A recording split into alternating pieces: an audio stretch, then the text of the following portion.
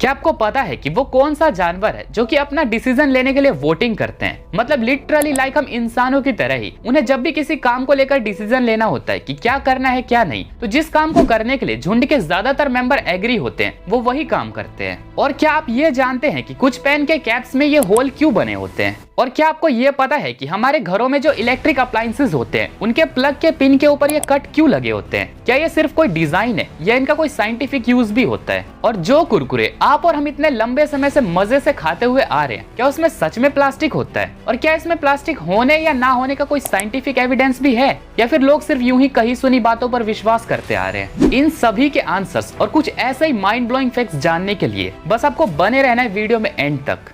Fact number 12, बुर्ज खलीफा, जो कि present time में दुनिया की सबसे ज्यादा ऊंची बिल्डिंग है, जिसे कि 95 किलोमीटर दूर से भी देखा जा सकता है। पर यह कितना ज्यादा ह्यूज है, इस बात का अंदाजा आप इससे लगा सकते हैं कि सिर्फ बुर्ज खलीफा में लगे एसी से हर साल इतना पानी कंडेंस होकर निकलता है कि उससे 20 ओलंपिक साइज स्विमिंग पूल को आराम से भरा जा सकता है। और अब अगर आप ये सोच रहे हैं कि एसी से निकले सारे पानी को यूं ही फेंक दिया जाता है, तो ऐसा नहीं है। एक्चुअली इस पूरे पानी को रिसाइकल करके इरिगेशन वगैरह के कामों के लिए यूज किया जाता है। फैक्ट नंबर 11, जब भी किसी ग्रुप ऑफ पीपल को कोई डिसीजन लेना होता है तो जनरली वो वोटिंग करते हैं, है ना? पर क्या आपको ये पता है कि एक ऐसा जानवर भी है जो कि हम इंसानों की तरह ही डिसीजन लेने के लिए वोटिंग करते हैं, और वो है यूरोपियन बाइसन्स। CNRS के एक रिसर्च के मुताबिक जब भी इन बाइसन्स को भूख लगती है तो इन्हें किस डायरेक्शन की तरफ घास चरने के लिए जाना है उसका डिसीजन लेने के लिए ये एक पर्टिकुलर डायरेक्शन की तरफ अपना फेस टर्न करके खड़े हो जाते हैं, और जिस डायरेक्शन की तरफ मैक्सिमम वोट हो ये उसी डायरेक्शन में घास चरने के लिए जाते हैं। है ना गजब।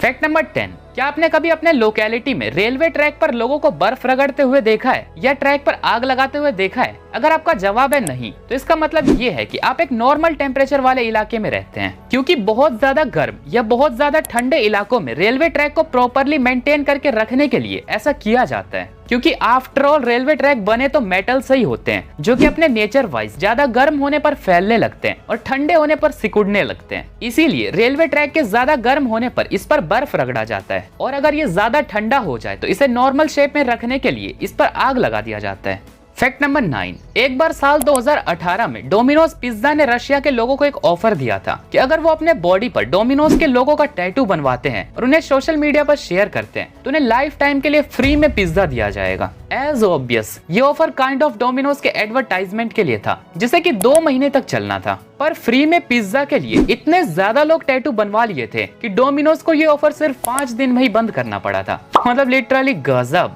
2 महीने तक चलने वाला ऑफर सिर्फ 5 दिन में ही बंद करना पड़ा था। अगर आपको अभी ये ऑफर मिले तो क्या आप अपने बॉडी पर डोमिनोज का टैटू बनवा लेंगे? कमेंट करके जरूर बताना।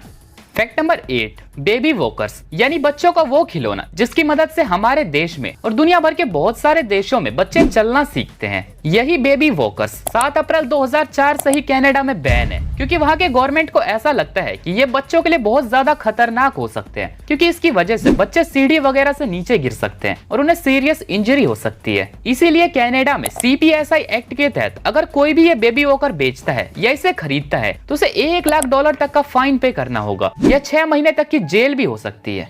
मतलब सीरियसली, क्या आपको ये नहीं लगता कि अगर पेरेंट्स थोड़ा ध्यान रखे तो ये इतना ज्यादा खतरनाक भी नहीं है? क्योंकि दुनिया भर के बहुत सारे कंट्रीज में इंक्लूडिंग इंडिया में इसका सेफली बहुत ज्यादा यूज किया जाता है।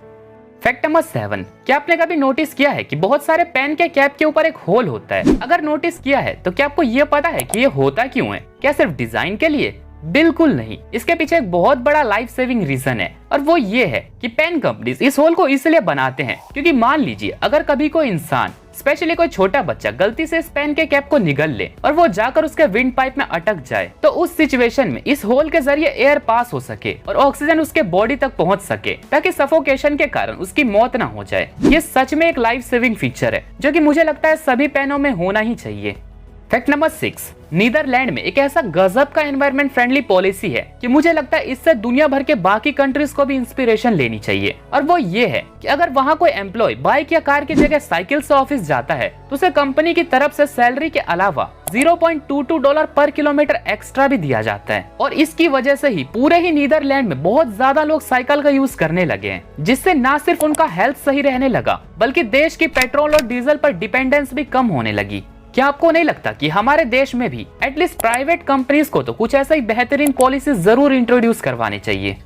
फैक्ट नंबर 5, कुरकुरे जो लोग इतने मजे से खाते हैं, क्या उसमें सच में प्लास्टिक होता है? जवाब है बिल्कुल नहीं, और ये बिल्कुल लैब टेस्टेड जवाब है। आप इस बात से रिलेटेड आर्टिकल पेप्सिको इंडिया के वेबसाइट पर देख सकते हैं।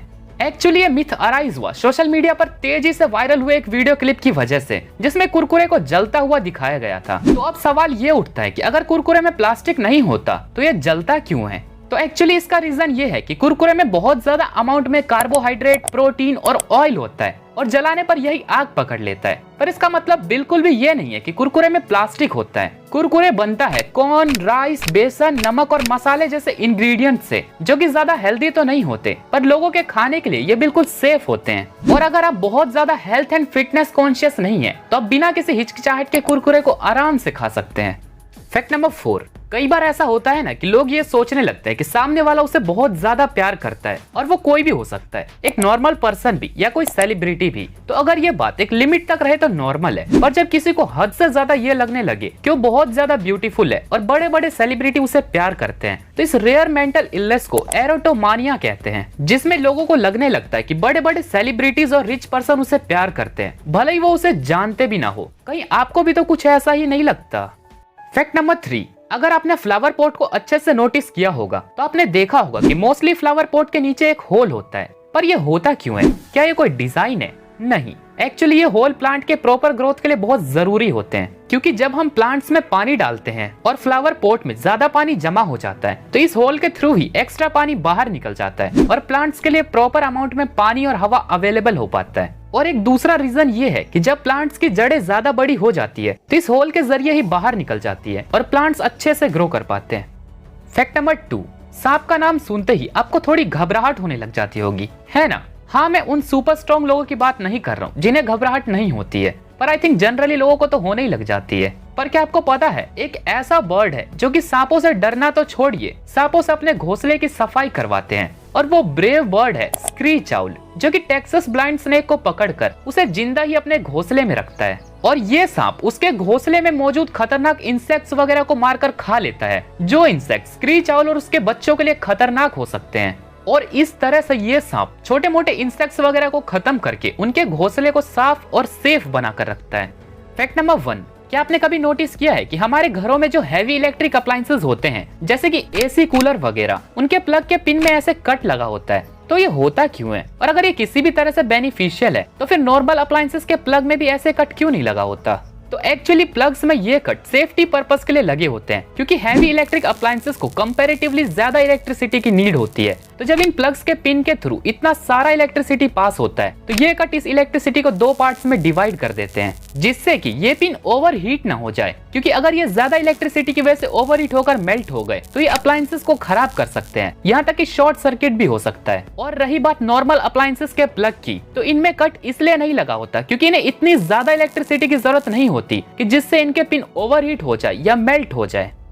तो आज की वीडियो के लिए बस इतना ही। मिलते हैं अगली वीडियो में कुछ और नॉलेजेबल फैक्ट्स एंड इन्फॉर्मेशन के साथ। Till then, thank you so much for watching this video.